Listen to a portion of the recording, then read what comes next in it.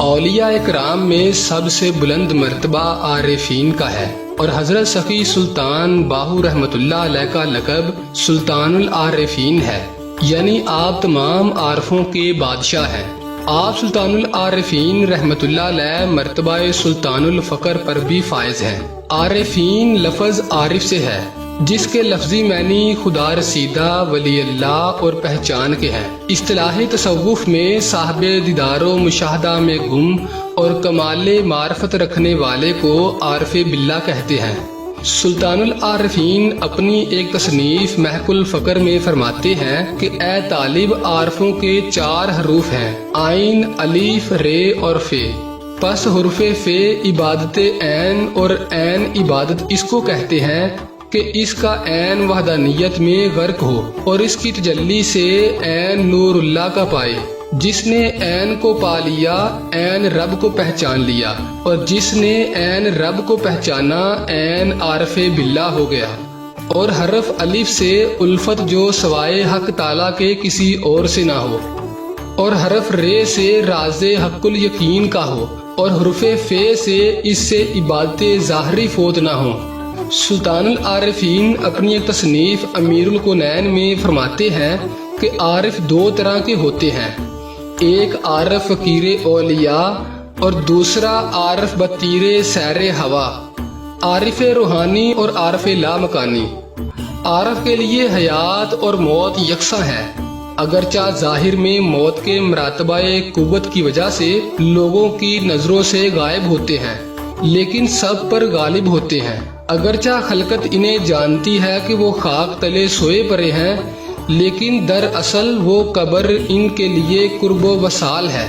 وہ حق تعالیٰ اور جناب سرور کائنات صلی اللہ علیہ وآلہ وسلم کے ہم مجلس ہوتے ہیں۔ اولیاء اللہ فقیر جس طرح زندگی میں لوگوں کو طالب اور مرید کر کے تعلیم و تلقین کرتے ہیں، اسی طرح موت میں بھی بالکل حیات سے 2 چند ہوتے ہیں، کیوں نہ کہ اسم اللہ ذات کے تصور کے سبب وہ حیات و موت دونوں سے نجات پا کر فنا فی اللہ اور فنا فی التوحید، فنا فی النور ہوتے ہیں۔ جاننا چاہیے کہ معرفت کی علامت کیا ہے اور عارف کی کون سی راہ ہے۔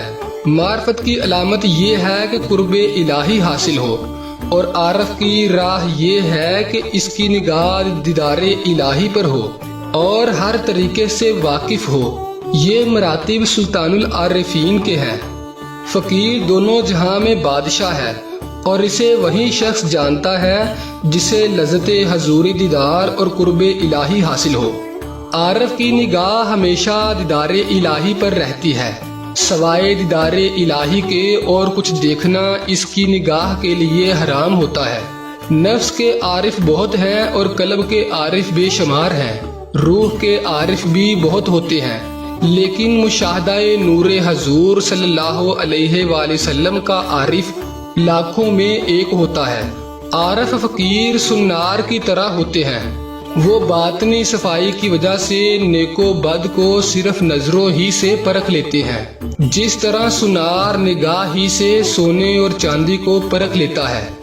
پس اے طالب، عارف باللہ معرفت مع اللہ ایسا ہونا چاہیے جیسا کہ حضرت بازید بسطامی قدس اللہ سرۃ العزیز فرماتے ہیں کہ میں 30 برس تک خدا کے ساتھ ہم کلام رہا، اور مخلوق یہ سمجھتی رہی کہ یہ ہمارے ساتھ مخاطب ہے، چونکہ عارف کا کال اور ہے اور حال اور ہے، جیسا کہ قصہ حضرت موسیٰ علیہ السلام اور حضرت خضر علیہ السلام کا سورۃ الکہف میں ہے۔ حضرت خضر علیہ السلام نے ایک کشتی کو توڑ ڈالا اور ایک جوان کو مار ڈالا اور ایک ٹیری گرنے والی دیوار کو سیدھا کر دیا۔ پس حضرت خضر علیہ السلام کا کام راہ پر تھا اور حضرت موسیٰ علیہ السلام کی نگاہ گناہ پر تھی۔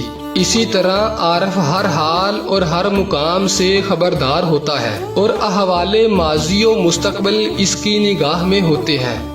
عارف مرشد پہلے ہی روز طالب مولا کو رب العالمین کے دیدار کی دولت عظیم بخش دیتا ہے۔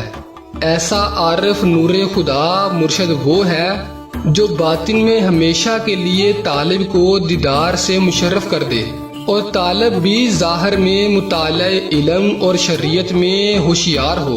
جس طرح حضرت خضر علیہ السلام کو آب حیات کے سبب جاودانی زندگی حاصل ہے، اسی طرح عارفوں کو اسم اللہ ذات کے تصور سے ہمیشہ کی زندگی نصیب ہوتی ہے۔